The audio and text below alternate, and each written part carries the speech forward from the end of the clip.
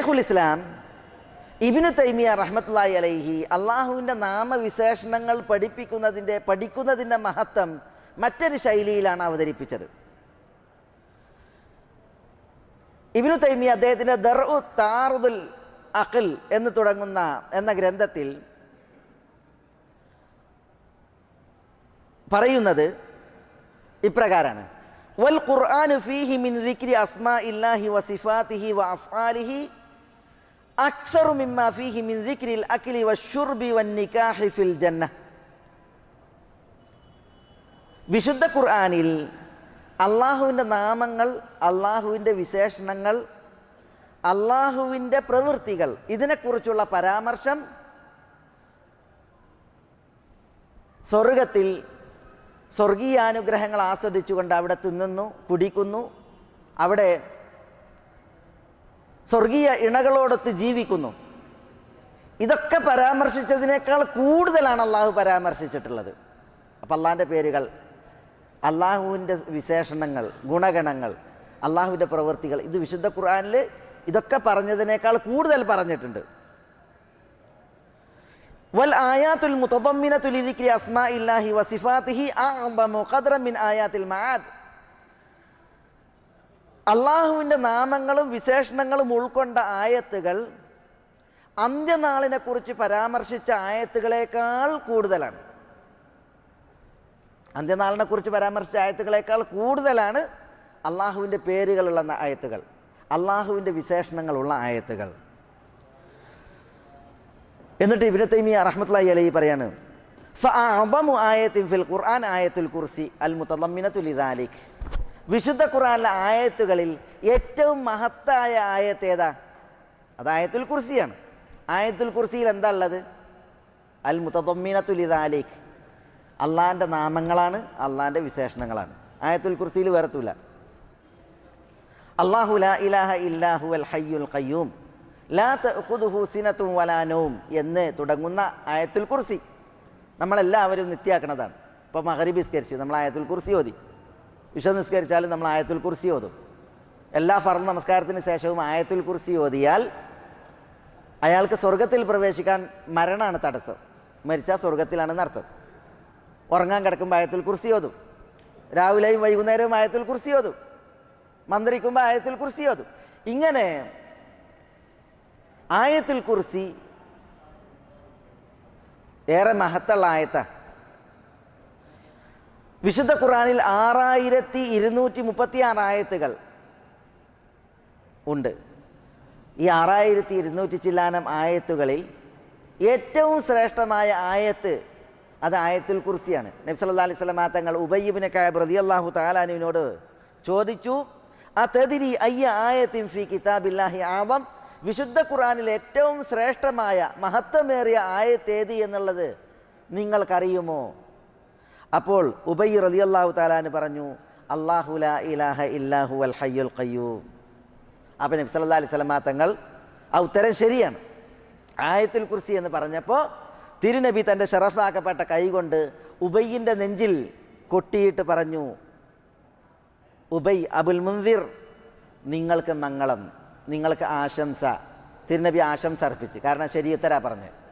എന്തുകൊണ്ട് ഇബ്നു തൈമിയ റഹ്മത്തുള്ളാഹി അലൈഹി ഉദാഹരണം കൊടുക്കുക ഇവിടെ? എന്തുകൊണ്ട് ആയത്തുൽ കുർസി ഏറ്റവും മഹത്വമേറിയ ആയത്തായി? ആയത്തുൽ കുർസിയിൽ അള്ളാഹുവിൻ്റെ പേരുകളാണ്. അള്ളാഹു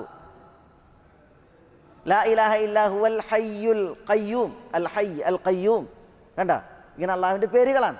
അതേപോലെ അതിൻ്റെ അവസാനത്തിൽ ഫലാ യഊദു ഹിഫ്ദുഹുമാ വഹുവൽ അലിയുൽ അദീം. കണ്ട, 5 അള്ളാഹുവിൻ്റെ പേരുകൾ ആയത്തുൽ കുർസിയിലുണ്ട്. പിന്നെ ബാക്കിയുള്ളതൊക്കെ എന്താ? അതൊക്കെ അള്ളാഹുവിൻ്റെ പ്രവൃത്തികളും അള്ളാഹിൻ്റെ വിശേഷണങ്ങളുമാണ്.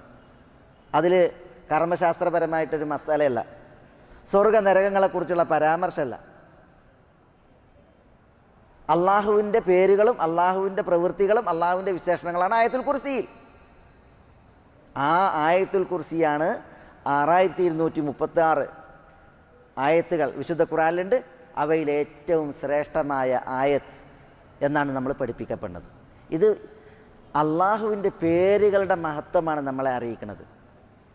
ഇതേപോലെ ഇബ്നു തൈമിയ റഹ്മത്തുള്ളാഹി അലൈഹി പറയാണ്: വഅഫ്ദലു സൂറത്തിൻ സൂറത്ത് ഉമ്മുൽ ഖുർആൻ.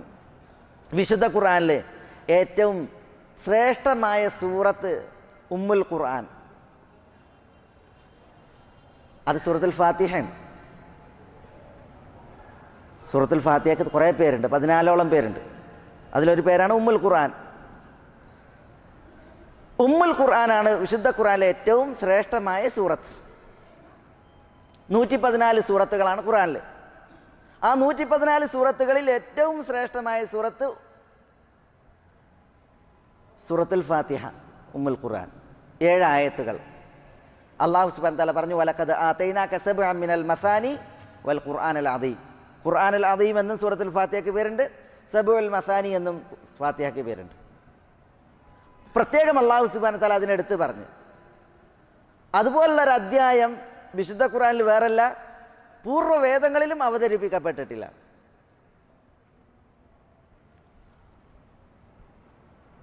ഈ സൂറത്തുൽ ഫാത്തിഹ, അതിൽ അള്ളാഹുവിൻ്റെ പേരുകൾ, അള്ളാഹുവിൻ്റെ വിശേഷണങ്ങൾ, ബിസ്മില്ലാഹിർ റഹ്മാനിർ റഹീം, അതിൽ തന്നെ അള്ളാഹിൻ്റെ 3 പേര്.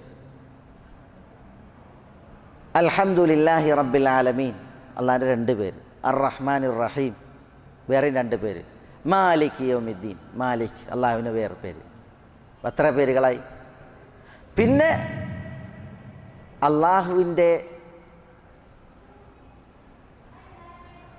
വിശേഷണവും അതേപോലെ അള്ളാഹുവിനോടുള്ള ദുആയുമാണ്, അള്ളാഹുവിനോട് പ്രത്യേകമായിട്ടുള്ള പ്രവൃത്തിയുമാണ് സൂറത്തുൽ ഫാത്തിഹയിലുള്ളത്. ഇതുകൊണ്ടാണ് സൂറത്തുൽ ഫാത്തിഹ ശ്രേഷ്ഠമായ സൂറത്താണത്. ഇബ്നു തൈമിയ റഹ്മത്തുള്ളാഹി അലൈഹി പറയാണ്, ഖുൽ ഹുവല്ലാഹു അഹദ് സൂറത്ത് വിശുദ്ധ ഖുർആന്റെ 1/3 എന്ന് പറഞ്ഞു. തഅദിലു സുലുസൈ അൽ ഖുർആൻ,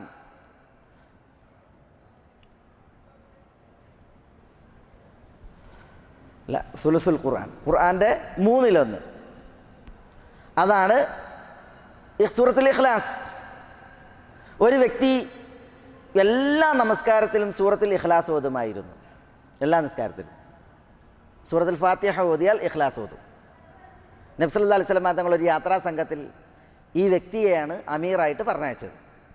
അപ്പോൾ അമീറാണല്ലോ ഇമാം നിൽക്കുക. അദ്ദേഹം സൂറത്തുൽ ഫാത്തിഹ ഓതും, എന്നിട്ട് സൂറത്ത് ഓതിയാലും സൂറത്തുൽ ഇഖ്ലാസ് അതിൻ്റെ കൂടെ ഓതും. അങ്ങനെ യാത്രാ സംഘം മടങ്ങി വന്നു. തിരുസവിധത്തിലെത്തിയിട്ട് ആ യാത്രാ സംഘം നബി സല്ലല്ലാഹു അലൈഹി വസല്ലം തങ്ങളോട് വിഷയം പറഞ്ഞു, ഇയാൾ സൂറത്തുൽ ഇഖ്ലാസ് ഓതുന്നത്. അപ്പോൾ ആ വ്യക്തി പറഞ്ഞത് എന്താ? ഇന്നി ല ഉഹിബ്ബുഹാ ലിഅന്നഹാ സിഫത്തുർ റഹ്മാൻ. ഇഖ്ലാസ് സൂറത്ത് ഞാൻ ഓതാൻ കാരണം സൂറത്തുൽ ഇഖ്ലാസിൽ അള്ളാഹിൻ്റെ വിശേഷണങ്ങളാണ്. ഖുൽ ഹുവല്ലാഹു അഹദ്, അള്ളാഹു അഹദ് 2 പേര്. അള്ളാഹു സമദ്, അള്ളാഹു അസമദ്, വേറെയും 2 പേര്. പിന്നെ അള്ളാഹുവിൻ്റെ പ്രത്യേകതകളാണ്. ലം യലിദ് വലം യൂലദ് വലം യകുൽ ലഹു കുഫുവൻ അഹദ്. അപ്പം അള്ളാഹുവിൻ്റെ പേരുകളെയും അള്ളാഹിൻ്റെ വിശേഷണങ്ങളെയാണ് അത് ഉൾക്കൊള്ളുന്നത്.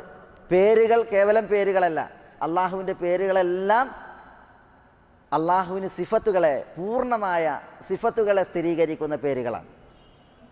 അപ്പോൾ അതിനാലാണ് സൂറത്ത് ഇഖ്ലാസ് വിശുദ്ധ ഖുർആന്റെ 1/3. ആ ഇഖ്ലാസ് ഓതിയത് കാരണത്താൽ ഈ വ്യക്തിയെക്കുറിച്ച് റസൂലുള്ളാഹി സ്വല്ലല്ലാഹു അലൈഹി വസല്ലം തങ്ങൾ പറഞ്ഞത് അള്ളാഹു അദ്ദേഹത്തെയും ഇഷ്ടപ്പെടുന്നു എന്നാണ്. അള്ളാഹുവിൻ്റെ വിശേഷണങ്ങൾ ഉള്ളതിനാൽ സൂറത്തുൽ ഇഖ്ലാസിനെ ഇഷ്ടപ്പെട്ടത് കാരണത്താൽ ആ വ്യക്തിയെയും അള്ളാഹു ഇഷ്ടപ്പെടുന്നു എന്ന് റസൂലുള്ളാഹി സ്വല്ലല്ലാഹു അലൈഹി വസല്ലം തങ്ങൾ സന്തോഷ വാർത്ത അറിയിച്ചു. ഇവിടെ ഇബ്നു തൈമിയ റഹ്മത്തുള്ളാഹി അലൈഹി ഈ ഒരു ഉദാഹരണങ്ങളിലൂടെ നമ്മളെ ബോധ്യപ്പെടുത്തുന്നത് എന്താ? നമ്മളെ ബോധ്യപ്പെടുത്തുന്നത് അള്ളാഹുവിൻ്റെ പേരുകൾ അത് പഠിക്കുന്നതിൻ്റെ മഹത്വവും അതിൻ്റെ പ്രാധാന്യവും നമ്മൾ അറിയുക എന്നുള്ളതാണ്.